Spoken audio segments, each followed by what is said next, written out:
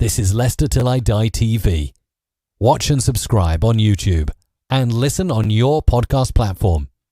10, 9, 8, 7, 6, 5, 4, 3, 2, 1.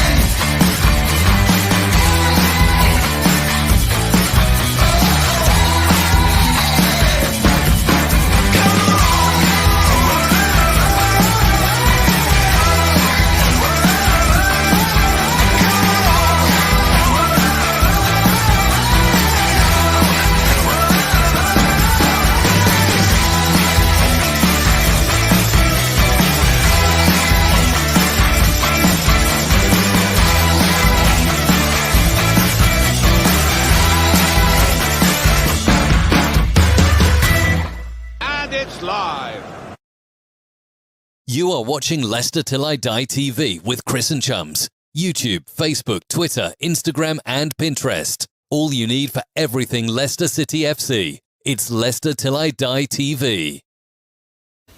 Hi everybody, Jerry Taggart here. Now be sure to watch Chris and Leicester Till I Die TV by subscribing on YouTube and following them on social media for all the latest Leicester City news and information. Come on you foxes! Strap yourself in, because we're set up, switched on, and ready to go. Yes! Yes! Yes! Oh! Oh! Oh! Oh, God. Oh. I'll have what she's having. Certainly will. That'll have somebody knocking on the door. Good evening, fellow Fox fans. Happy ending. Yep, not had one of those since I visited the massage parlour on Blackpool Promenade. What a turnaround. What? I say this every week. What do I know about football? We could have been 3 or 4 down. We won 2-1. We scored from a corner. What the hell is going on? Can somebody please explain this game that we lovingly call football to me? Did everybody else have a happy ending this evening? I imagine there's a lot of you off watching Match of the Day, hopefully watching this on catch up. If you're not, it's great to have you along live on Leicester Till I Die TV. Guys, we're on 399 subs. Somebody tonight, please sub on Leicester Till I Die TV on YouTube and get us to that 400. Let me have a happy ending to the day as well. It was, I'm talking of happy endings, good evening to Mad Jason, but especially good evening to Mr. and Mrs. Ahern. Massive 3 points, absolutely massive 3 points that I didn't think we were going to get. Did you? Get in big 3 points, which is what it is all about. As I used to say to my wife all the time, it's not how you start, it's how you finish. And did we finish well? Talking about finishes and talking about happy endings, let's bring my chat chum in for this evening and welcome Brad. Good evening, Bradders. How the devil are you? Good evening. It feels like a while since I've been able to say that and not correct you because of a bad result. But yeah, it's been a good one. It's like all our Christmases have come at once, isn't it? 3 points. Yeah. Scoring from a corner, set piece. What? Amati. I mean, you know, Lallana gets the goal. He hasn't scored in 504 days. Amati has to go and better that. He hasn't scored in 1,540 days. Yeah, well, the performance itself, and we'll get on to that obviously in a minute, but after that first half performance, you knew it was going to. It had to take something miraculous and strange to drag us back into that game and get a result. And you know, Iniacho gets man of the match. I'm not sure if that was officially awarded, but I'm pretty sure there's most, if not all, Leicester fans out there have said Iniacho for man of the match. He has a man of Sky match gave it to performance. him as well. Yeah, Sky Yeah. gave it to him. But how many signs is there for the Apocalypse? Because we had Nacho man of the match, Daniel Amati scored, and directly from a corner. I'm looking for meteor showers. But no, I all wish I'd jokes done the aside. bloody lottery tonight. I didn't do the lottery tonight. I wish I had done. Oh, God, yeah. No, but all joking aside, sometimes you get results that baffle you, and sometimes you lose games and you're not sure how you've lost them. And, you know, today was one of them. I don't know how we've done it. That'll be the biggest question. You know, one of the biggest conundrums around the world are problems out there that no mathematician or scientist can solve. And that'll be another one they can add to it. How did Leicester turn that first half performance around into 3 points? Answers on a postcard. Have you ever had a one-night stand like that? Turns out to be ugly, but my God, you do say get a happy ending. I mean, what a bad performance. But when you play as badly as that and get 3 points, as you often say, Brad, and I could quote the stats at you here, and the only one I'm going to quote at you, in fairness, because I can't believe this, was that we had 63% possession. But it doesn't matter about all that. It doesn't matter how badly we played, and we got the 3 points. Yeah, at the end of the day, I mean, I've said it before, and tonight was really going away where I questioned it, and I put a post up at half time asking Brendan to stop fanning around writing down formation changes and actually make a tactical change. And I've taken some cop for it, fair dues to all them that have come on, and they've given me a bit of stick because it turned around and that. And I know my point was, well, it did turn around, didn't it? That's my point. My point was made, and I get it, and I'm happy to take it because I've had a miserable day. I really have, for private reasons as well. It's been a bit hard today, so I needed cheering up, so I'll take the stick. But clearly, Brendan Rodgers reads Facebook. Any manager worth their salt clearly reads our armchair supporting football manager quote. So clearly, Brendan went, look, listen to what Brad Perkins is saying. We need to change our playing style. But no, credit again has to go to Brendan tonight for changing it up because he couldn't have got any worse from his first half.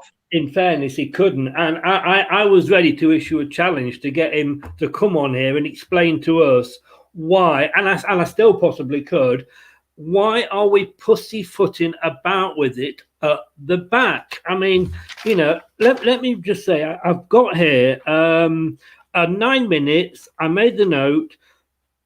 We win about the back again. We are not Barcelona. That was on 9 minutes. On 10 minutes, goal. Brighton Albion 1, Leicester City 0. We kept giving the ball away, and it looked at times like we thought we were still playing in blue. Yeah. Yeah, it did. Brookline, you said this before, Brookline, and you agree. Keep saying it if you win. Statement of the season comes from Brookline. I have to give it. I have to give it credit. And it definitely comes from that. But yeah, it's one of them performances where I thought at one point, Jesus Christ, we're going to be coming on here talking about who was top 4 and who was bottom 4 because Brighton were up for it. Brighton were Leicester. They were passing the ball. They were trying to hit us on the counter. Yeah. And, you know, at half time, I thought I'm going to be trying to pick out positive individual performances, let alone a result from this or something, because there's nothing positive about it apart from, you know, that first half, apart from the odd individual performance. I mean, I think Sydney had a great game. I want to get that out there. I think he did well, considering that was his first Premier League start. But that first half, I was thinking, oh, God, are we going to talk about an absolute beating tonight? Because as good as this win feels, and I don't like to be a negative Nelly all the time, believe it or not, but there were still parts of that where we shot ourselves in the foot and got away with it. Luckily, our defending expertise got us out of trouble tonight as well, even though it put it in us in the first place. This is my first draft for tonight's show. I think a lot of Leicester fans. You know, I mean, at half time, I actually put up at half time that there was a choice of viewing. If you want to press the red button, there's a live stream from the Dulux paint factory where you can actually watch some of the walls dry. I mean, it was that bad. And I was thinking at that point, if we play like that against Barcelona and we're going to be 5-0 down at half time, we could be on the drubbing of end of a 9-0. And I know he's not got all the players available to him. Yeah, which has to be taken on board to a point. Yeah, but apart from Tavares and probably apart from Amati, they're all pretty much first team starters there. It's the performance that I just can't get over. And yes, you need the result more than the performance sometimes, but we can't play that back three. So Unchu was rubbish tonight, absolutely rubbish. He couldn't find another Leicester City player, and the number of times he kicked that ball across the box, and there's two Brighton strikers. If it had been Jamie Vardy, could have run in and got that, and he was passing it from his side to the other side.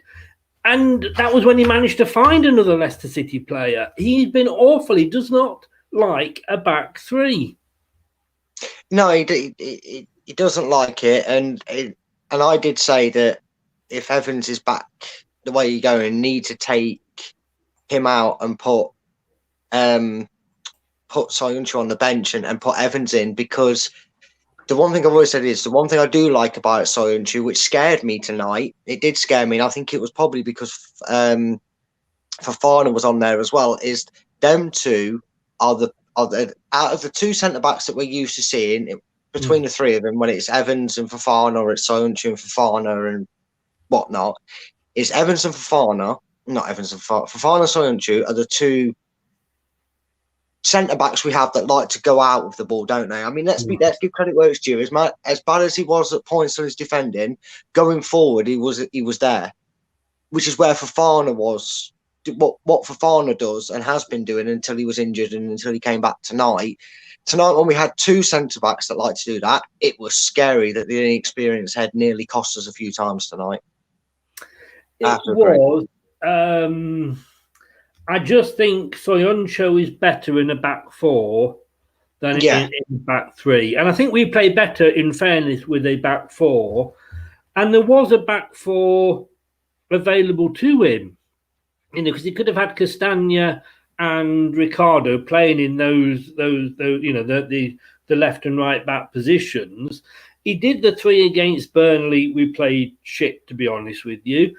He did the same again today. We played shit. The worry for me is, and I don't like to criticise because we're second in the table after all. Yeah, it's amazing, isn't it? It's weird. But at the end of the day, and yes, a ball could, remember that ball that hit the beach ball and went in against Liverpool?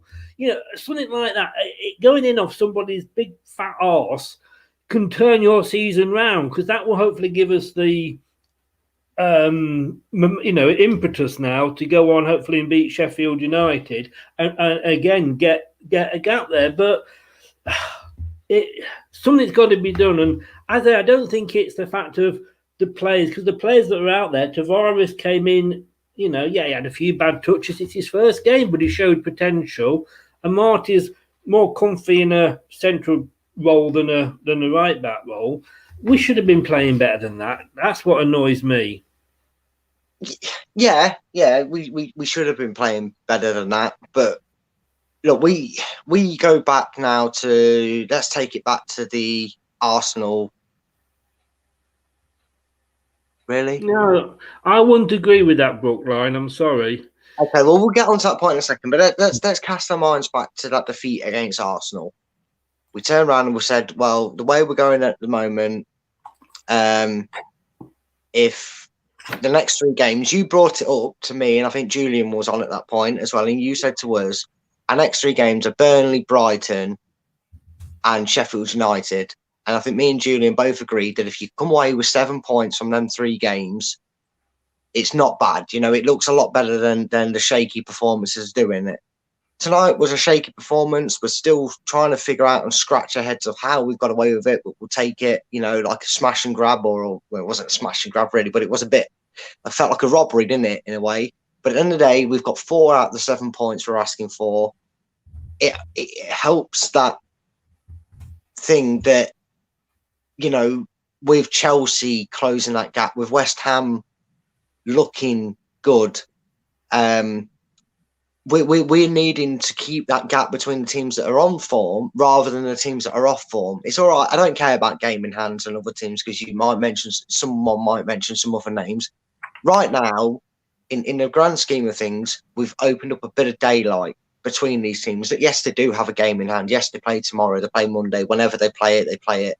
But they've still got to win them games. All we can do what is in front of us. And if we can get to next weekend, we'll still be in the top 4 before we play Sheffield United. And these teams around us drop. Let's not forget, Manchester United are playing Man City. Liverpool have yet again lost. They've got Fulham, who, for betting purposes, I actually hope Liverpool end their lovely streak of 5 home defeats in a row. But it's testing times. We've got to remember that, unlike last season, we're not the only team that aren't pulling their shit together.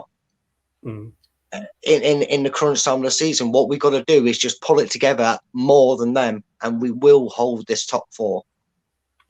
Okay, looking at this first half, it wasn't a brilliant first half. It was probably, like I say, possibly the worst first half of the season so far. It's definitely up there with the Wolves game recently. And I made a note here on 18 minutes. I hadn't heard Vardy's name mentioned. Yeah, but that's something we've all come to expect. And I'll say it again. I know we don't normally hear his name, but I've lost count. I couldn't count how many times I've probably heard Jamie Vardy's name, and I've seen Matt's on Sky or BT or whatever after the game where they go, look, Jamie Vardy got 2 goals today. He had 22 touches. He had 25 touches. We just know Jamie Vardy does that. We don't always hear from him, but we know what he can do. And, today, in the end, he actually nearly had a chance to really put some gloss on it, didn't he? Because he had that chance at the end and he could have got a third. And I know you'll probably bring it up, but, he nearly got a penalty. I think that was probably given in the end the right decision, but he showed what he can do when he gets the ball, and he still drags their defence apart today. It's sometimes with Vardy, it's not the goals he gets, it's what he does through the 90 minutes. And that's why he's 34, mate, and he's playing for 94 minutes every week. Should he be playing for 94 minutes? Twice in the last 2 games, Inacho scores, Inacho gets taken off, and Vardy's left on. Well, I mean, Inacho came up to shore it up, didn't they? They put Hamza Chowdhury on to hurry and close them down and do that. I agree with that, but why not Hamza Chowdhury replacing Vardy? I've got to be honest with you, and I'm a big Vardy fan. I don't want to criticise Vardy, but I get it. He is 34. He hasn't got his. He's not recovering from his operations like he used to, and you've got Inacho, who is on a rich vein of form at the moment. Another well-taken goal, kept his calm, and yet thank you very much. You can come off and Vardy can stay on. And I know it's Vardy, but at some point we've got to take this ring of, oh God, the almighty Vardy off. He's not scored in 10 or 12 games, and he's not going to get that message if he thinks he's going to stay on for 94 minutes every game. No, but again, I bring you back to the point of what Vardy does. If you remember the goal we talked about, I think it was Burnley, the goal where he dragged that defender away, didn't he? And it's what he does off the ball. And in the 89th minute or 90th minute it was, he got that ball and he took it to the corner, didn't he? He took it to their corner and he held it up for as long as he could and tried to win a foul, didn't get one, got a throw in, but the point stands there. Whereas what you got to remember is there's over 90 minutes, Inacho had a brilliant game. I've got to say that. He did have a brilliant game, but Inacho is now clearly, and we're clearly seeing it, we've been scratching our heads and asking and demanding off managers gone by, find a way to get the best in Inacho or sell him. But, he's doing what Jamie Vardy used to do in his early days at Leicester. Get to the halfway line, come and fetch the ball, turn and go with it. In the aspects of the game, in the mantra of trying not to concede, what would have been a heartbreaking equaliser from turning the game on its head in the 87th minute, I would rather see a Vardy-like striker who can run at a defence, nick the ball off him and keep it in the corner, than someone who's up front on his own but still has to come back and do a job. I think it's harsh that Inacho came off at all because he deserved, if that was a full crowd, he deserved to have been applauded by the away fans would have applauded him for coming off because they'd have thought, it was brilliant. But I think tactically, that's where we're at. We're at a mental case where Brendan went, shut the game off. If I'm going to take a striker off, I'm going to take Nacho off because I know what Vardy does with the ball when time needs to be killed. Let's be honest with you. It's great to have this conversation at all as to how well our second string striker is doing. And, it wasn't so long ago we were saying Inacho, and I'll hold my hands up. I was saying this, that Inacho shouldn't be coming on. And now I'm saying he shouldn't be going off. Hey, we're football fans and fickle. If you look football fan up in the dictionary, it says fickle. But hey, we're all like that, and it's a great problem to have. It is a fantastic problem to have. So, like I say, that first half. Sky said Leicester City looked short of ideas, and they look a little lost in the game. We did. It just wasn't coming together, was it? It was. The passes weren't coming off. We were second to every ball. Yeah, we were. And look, I'd have to agree with what you said. I think that really was one of our worst first half performances of the season by a mile. And, maybe when something's that bad, the second half looks better, not just because we got the 2 goals and turned the game on its head. That clearly, psychologically, as fans, you look at the game and see things in a lot more positive light, which, obviously, you're going to. His chin's going down low today, by the way. But one thing that we have, like I said, I don't like being a negative person on here. I do try and pick the positive out. But there's one thing that we do have to look back at that game, which I'm sure Brendan and the guys will be looking back on, is we didn't just get away with it in the case of we got 2 goals and somehow took 3 points from Brighton. We got away with it throughout that second half because although it was better, realistically, if you watch that second half and just that second half, was we miles better? Or did we just do this magical thing where it was less sideways? Because it was still sideways and backwards at times, but it was less sideways. And did Brendan maybe go, was it just that change of pace that did it? Because there was still questions in that second half you have to ask because they still tried to give that ball away. We started to find, a few more passes. There was more of an urgency in the second half, but just finishing the first half off. Free kick again from Tillemans sort of went way over, but right at the end, 39th minute, Brighton hit the post, and 42, we were very lucky. They could have gone 2-0 up. Maybe in pre-VAR days, that goal would have been given. Well, yeah, maybe it would have been. I'm not sure if he was flagged off originally. Anyway, I think he actually would have. So I think maybe pre-VAR it would have stood. I think the linesman put his flag up how they're told to, which is wait for the inevitable. I know, you can't tell these days, can you? No, you can't, which is frustrating. It's frustrating. It must be frustrating for the players to have that the way it goes. But, and you could sit here and argue, well, yeah, okay, against a better team, we would have probably come in 3-0 down at half time. But at the end of the day, like you said, you can only play what's in front of you. And at the end of the day, whilst, Brighton fans will probably, and if they're on here, probably feel hard done by. At the end of the day, if you don't do enough throughout the 90 minutes to kill your opponents off when you're on top, you tend to get the result that you don't feel you deserved. And today, that happened. And I've got to give a bit of credit to our side because something changed in that dressing room because they came in at half time and you were thinking, they look like 11 players that hadn't played together. And we're not talking, putting injuries aside, forget injuries. I know we've got a decimated squad and I know that, but that first team minus, like you said, Sydney and to a degree, I know he's played a bit in the last recent games, but Amati was probably the only one that hasn't there. They've been capable and shown they're capable of getting results for us and doing a job. And that was the most infuriating thing about that first 45 minutes because none of them looked like they knew how to do a job, except for in glimpses, certain players. That was the most frustrating thing about that first half for me. Yeah, and I'm just looking as to where this was, and I think it was the first half, and that was young Tavares' shot. Yeah, I mean, again, we'll go that, back that to him. that was a power driver, wasn't it?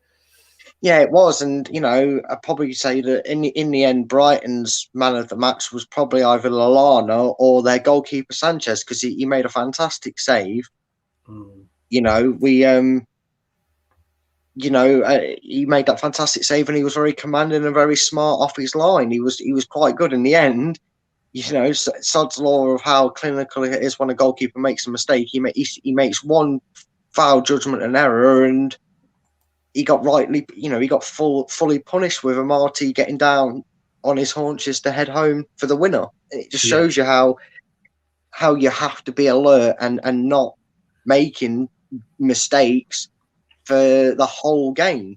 Going into the second half, Stephen there, start with the back four and start flipping about with the formation. It's frustrating to see our players struggle. It is indeed. It is. And I know, he like I said, we said at the get-go, he has to go with who he's got, but he could have still played a back four with the players he had out there tonight. I'm impressed with Soyuncu comes forward with the ball. I still go back to Soyuncu needs to be in a back four. He's not comfortable in that left-hand role as a in the back three. Even Alan Smith on Sky said the same point. Brett, between minutes 80 to 84, 2 minutes of that was between Fofana, Omarte and Soyuncu. And don't forget Schmeichel as well. Schmeichel was probably in there. Because they pass it around, instead of just kicking it out and up the field and getting it wherever they can, they pass it around. It ends up going back to Casper, who's, because it's being closed down, has to kick it back up anyway. So why not just do that from the start? But we did start the second half good. 52 minutes, Inchy. Well, let's start the second half. BBC website said this, and I'm going to agree with them on this. Let me just get Brett's comment down there. On the BBC web, it said Leicester City look exhausted, lackluster, and it's a sloppy performance. Is that down to the fact that we couldn't? I mean, Brighton got their game midweek cancelled. We couldn't. No, I don't buy into some excuses. I mean, I'm sorry. I know we're stretched. I know we've got injuries and that, but I've said it once and I'll say it again. We want to be a club that's constantly in Europe. We need to get used to it. This is the prize. This is the fault. You live by the sword, die by the sword. But if you want to be playing football, you've got to be prepared to be playing week in, week out. And on the style of play, as frustrating it is, I've always said I don't mind the style of play as long as it's getting results. And tonight somehow it got a result, but it didn't get a result playing the ticky-tacky sideways box-to-box defence. That didn't kick in till your man just said there. It didn't really kick in until about a minute or two before we grabbed the winner. And let's also not forget one thing that you could really pick at the second half was, like we did against Burnley, we seemed to be all guns blazing. Casper was kicking it long. Midfield was running about trying to get the ball at every opportunity. The attack, the ball. I mean, Tillemans threw ball for the goal for Iniacho. It looked like Leicester of old.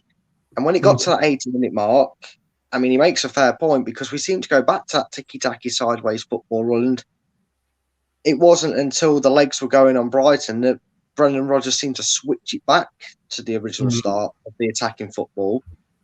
But, sometimes... The goal on 62, though, great pass through from Tillemans. I'm not 100% sure he meant it, but who cares?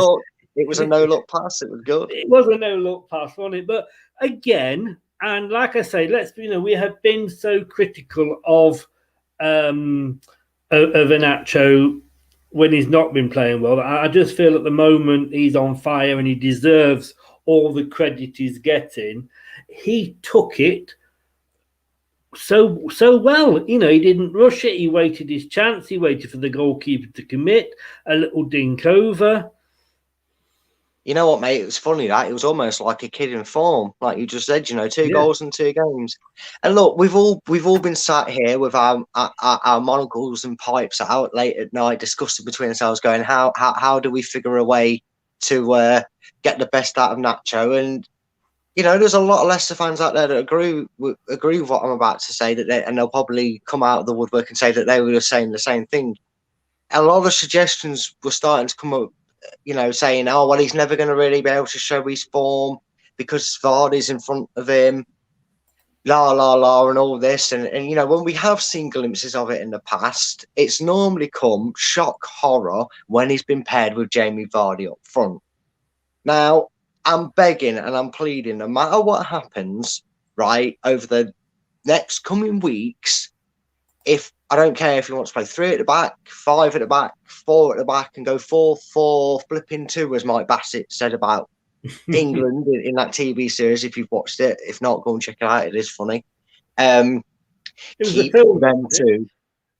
Mike Bassett, England manager. Yeah, it was a film, I think. Yeah, I think that was the film. The TV series was him being football manager, weren't it? But still, he said that. He said he came out and infamously said in this TV series, England will play 4-4, flipping 2 to try and not get marked on there. Yeah. I don't care if we do that. Just keep 2 up front, because lo and behold, we've got a striker that collects ball turns and makes the passes, and we've got a runner that can finish them.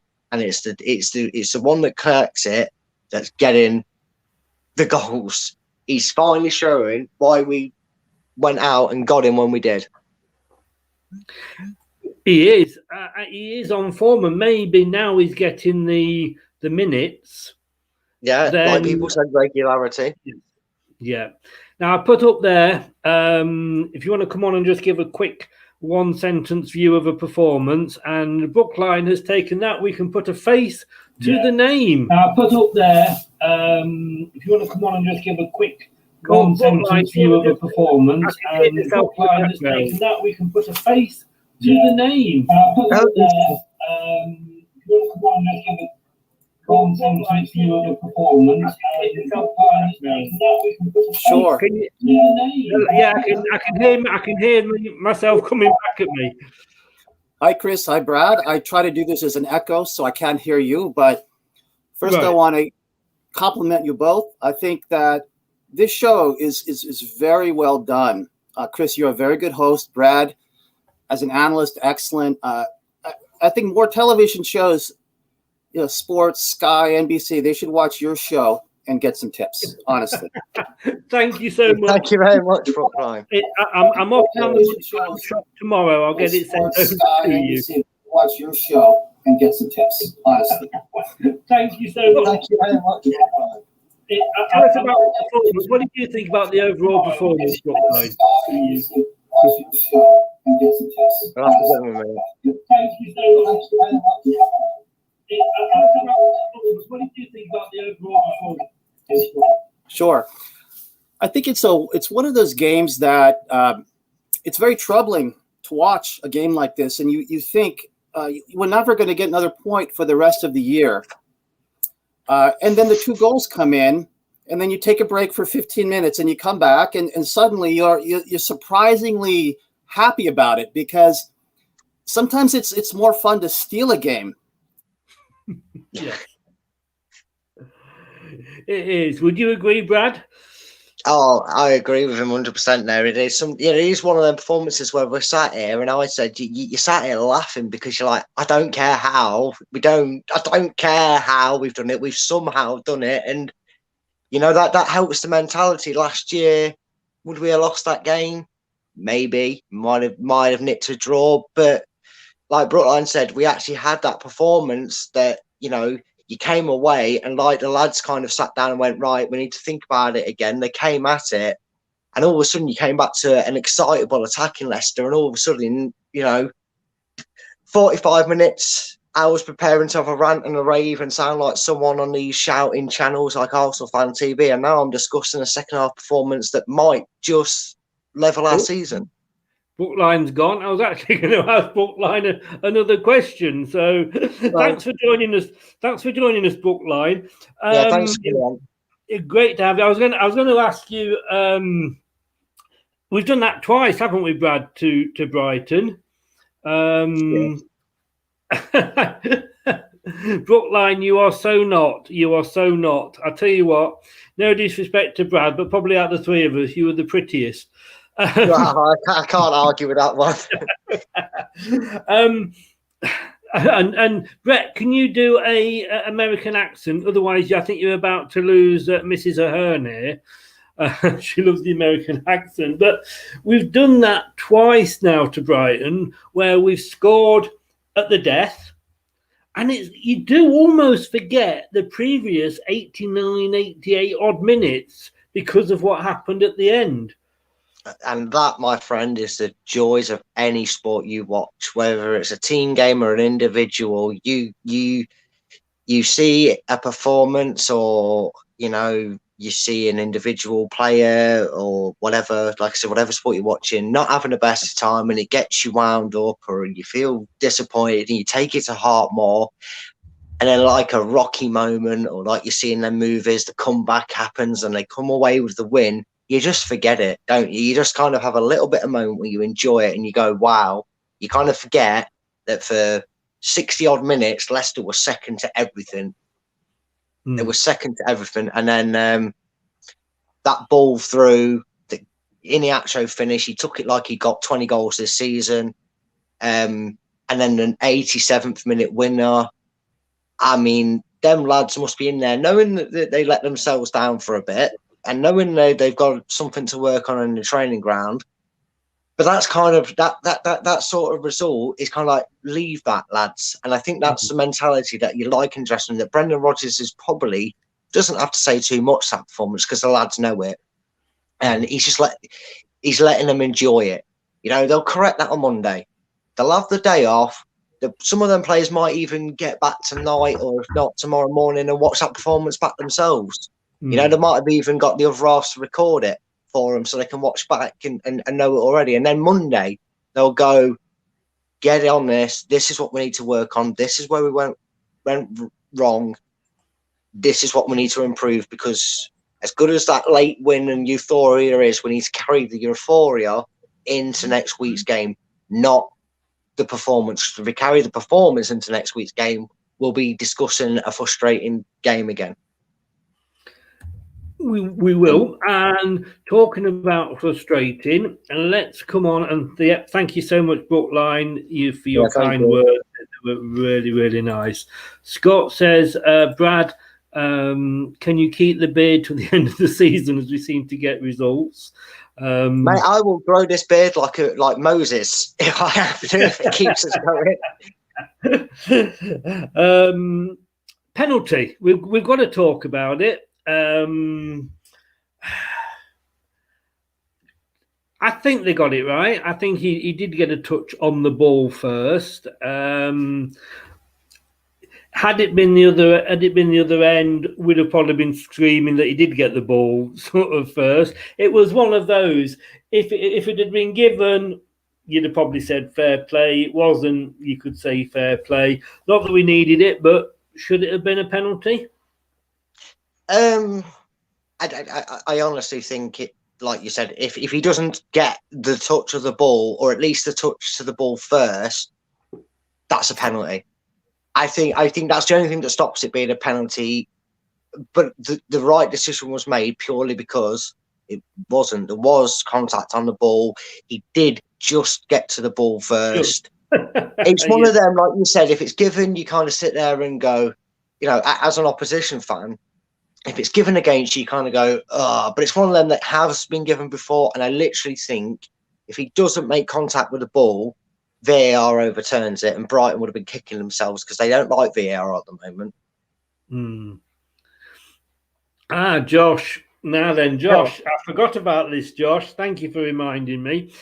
Josh, who does the pre-match show with me, was actually messaging me at half-time, and he did actually say that if we get a win out of this, that he will shave his beard off. I'll see how it is. I'll see how it is. Tyson Fury can't come up with his own ideas. I said I wouldn't shave to a lose, and now he's saying it off. Get your own ideas, Tyson. We'll fight tomorrow. Me and you. He did say that about 60 minutes ago, but no. Yeah, he messaged you when Amarty scored, didn't he? No. Well, no, because if he did, he doesn't want to shave his beard. I've never seen him bare chinned, like, you know, as clear as the day he was born. But we shall on Tuesday, young Josh. We shall on Tuesday. We shall see if you stick to that. Brett saying here, if we had the penalty and scored it, Amarty wouldn't have scored the winner. David Gamble, he's saying he got a touch of the ball. Yeah, he did. The ref was right. He probably did. But then, now look, I know, Brad, that you're used to miracles because you are Jesus every day, Christ. mate. Yeah, I You do. are Jesus Christ. But forgive me for I have sinned. Scored from a corner, and it was the winner, and it was in a bad performance. I mean, what went wrong? We actually did it right. I know, right? You know, what's the expression I like? A broken clock is right twice in a day, and yes, you know, and sometimes you have to persist, and eventually it'll work for you, and eventually it'll be right. And I believe it might have gone undeterred or unnoticed from here, but I believe it was all Brighton that gets the assist for that because it was him that took the corner, wasn't it? It's funny. Can I be totally honest with you? At that point, I'd actually come into this room here to start doing, because I thought it was just going to end 1-1, and I was literally doing stuff on the computer ready for the website and everything, and I heard from the other room, because I'd left the telly on, that a goal had been scored. I rushed in. So you tell me. Well, I mean, to be fair, I don't blame you. If you know, as the last couple of weeks, I will say, and this is no knock on Maddison as a player, but it's been nice for the last 3 or 4 games. We've been able to talk about corners that are beating the first man, and you know, Sanchez, their goalkeeper, who, like I said, was probably their man of the match next to Lallana for Brighton tonight. You know, he'd come and collected everything. Like you said, his reactions were good. He made that fantastic save. He was left hanging out to dry by his defence for Nacho to get through and score his goal. In his fairness, I don't really blame him for that. And he'd come and collected every cross into the box, whether it was from a set piece, whether it was, you know, corner, free kick, or put in. And he just completely missed it, mate. He just completely missed it. And Amarty just went down on his haunches and went, and guided it. He literally had his hands like that, as if he didn't know, as if he's like, well, I've committed to heading it now, and just nodded it in. I did actually see that on because by the time I got in, they were showing the replay, and I'm thinking, like, that has got to be one of the weirdest positions for a header I've ever seen. Well, maybe he didn't trust his right foot to side foot it into the net. I mean, didn't Wolves like miss one from under the bar tonight? Maybe he saw that and went, right, I'll make sure I don't do that if I'm going to have a go tonight. And he thought, I best let it hit my head. So, yeah, Josh, maybe he didn't want to connect with it. Josh, if you're still watching, because it was the Amarty goal that gave us the win, you did promise that you would have a shave your beard off if we turn that round and won. Here's the challenge. Are you going to do it on the live show on Tuesday night? Live stream shave. Shave. Go on, Josh. Get the money in. Get commenting on here. I want to see everybody. We're on 2. Well, showing me I'm on 2 likes from Facebook and YouTube. Get the likes in, and let's see how many people want Josh to shave live on our show on Tuesday with me, Josh, and Richard Smith. What a welcome. Richard Smith, the ex-Fox, is joining us on Tuesday. What a welcome to him. Hi, Richard. We're going to talk football, but first of all, I just want to see Josh shave his beard off. But talking of ex-Foxes, you know, I was 6 points clear on the prediction league at the start of the day. I am still 6 points clear, but I get another 3 points there. Me and Walshy. 2-1 we predicted. What can I say? You wait till next season when I get added to it and you get all the staff on board. I think I went for a win tonight. So, but yeah, it's good to see. Good to see you getting a win, mate. Well done. Top that till you getting the scoreline right again. 2 weeks in a row. Yeah, all seriousness, no, this does look good. Yeah, and I tell you what a difference it makes, doesn't it? And again, it just shows you how funny this whole season has been. And like I said, we're not the only team this season that's having a bit of dodgy patch. Literally, Man City, the only team that consistent this season. And 61 minutes, we were third, I believe, if I can do maths right. Yeah, we were third, and we were looking at over our shoulders, thinking, God, we could drop as low as sixth, or come the end of the week, and now we're going, we're second. Yes. And if you're assuming that Man City continue their form, regardless of what happens, we're still going to be either second or ahead of Manchester United come the Sheffield United game, and that's something that for an hour didn't. Let me ask you this, Brad. Playing tomorrow, it is the Manchester derby, and are Chelsea playing Everton? Is that the game? Yes. Yeah, and that's the thing that people have forgot. They've still got to. I know we've still got to play these sides. Some of these sides, like Manchester United, Man City. Let's have a look at the Man City, Man United game first of all. Yeah, we want a Man City win, don't we? We're not going to catch them. No one's going to catch Man City. Let's face it. Like I said, in a year that's been very inconsistent for every side, the one side that's we asked about 6 or 7. Well, not even probably 2 or 3 months ago. So yeah, probably about 6, 7, 8, 9 games ago, we were on here saying someone's got to get a grip of their form, be consistent. And unfortunately, as good as we've been at times this season, and as good as some other clubs below us will claim they've been this season and have been, Man City are clear ahead. So that's, Man City, I'm happy for Man City to win. As much as I'd love a miracle run where Man City suddenly capitulate and we pip them to the title, let's have Man City win it. I'd rather keep the gap between Man City with us winning and have a 2-point lead over Manchester United going into our next game than be third. Chelsea, is a draw going to be better for us on that one? Yeah.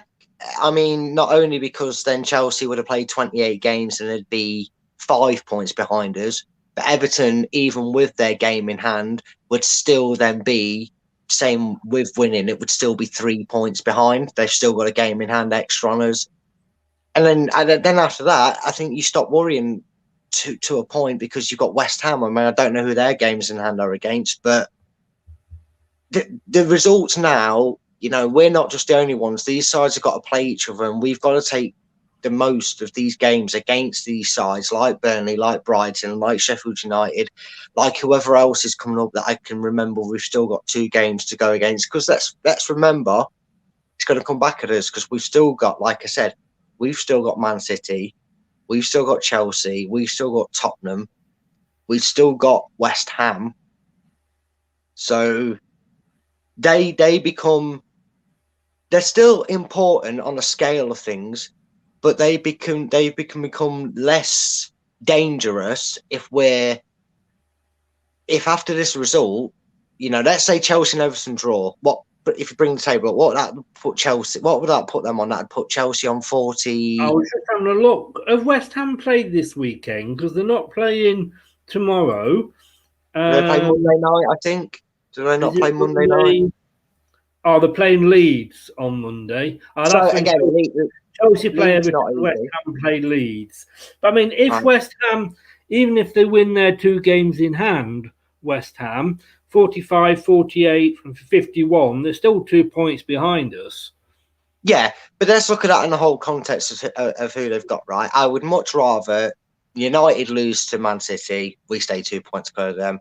Chelsea draw with Everton, so Everton stay 6 points behind us with only 1 game in hand, and Chelsea stay would go 5 points behind us on the same games.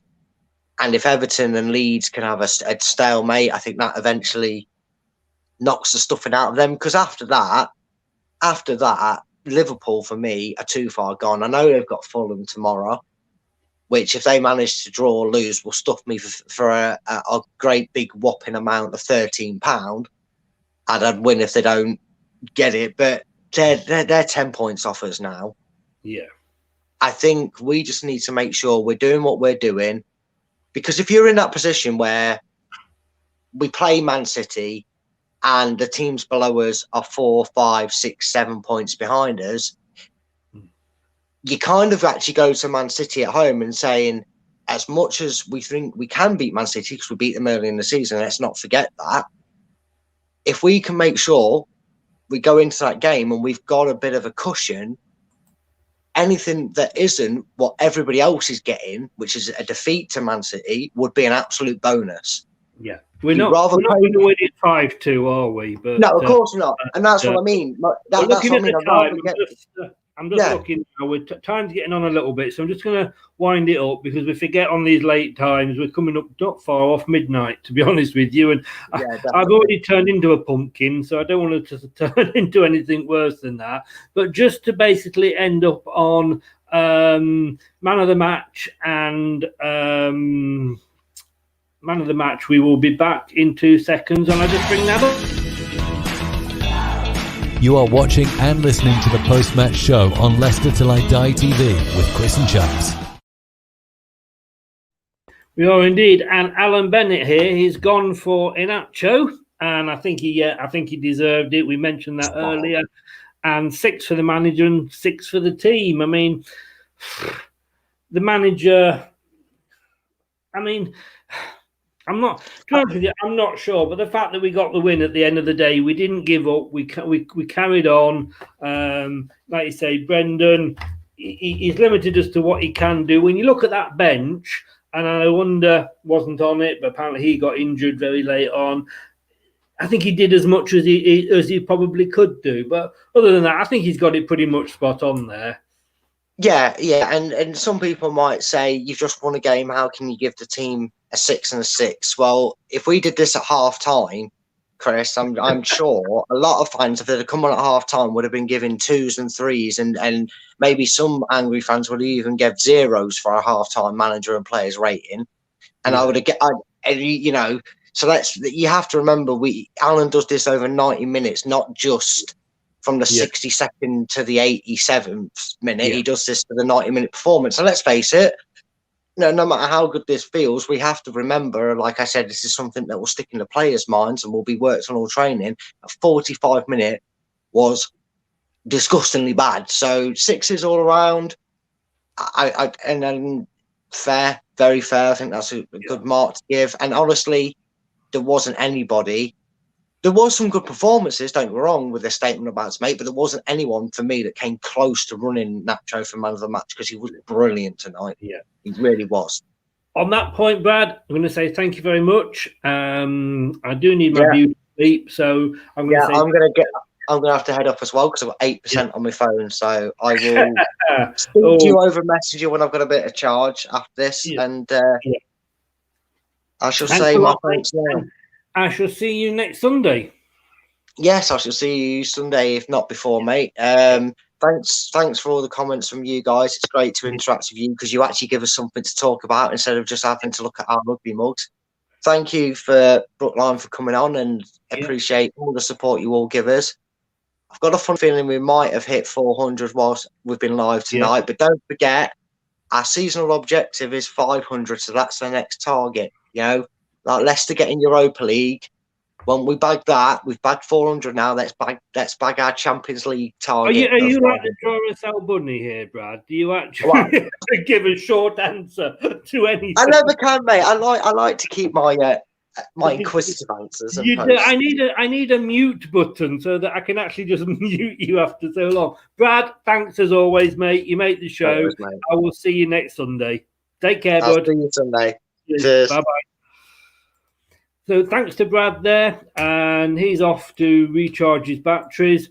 Yeah, I'm off to try and watch a bit of the old match of the day on catch up. I think we have hit the 400, but if you can do, please, because we want to try and get 500, like Brad said at the end of the year.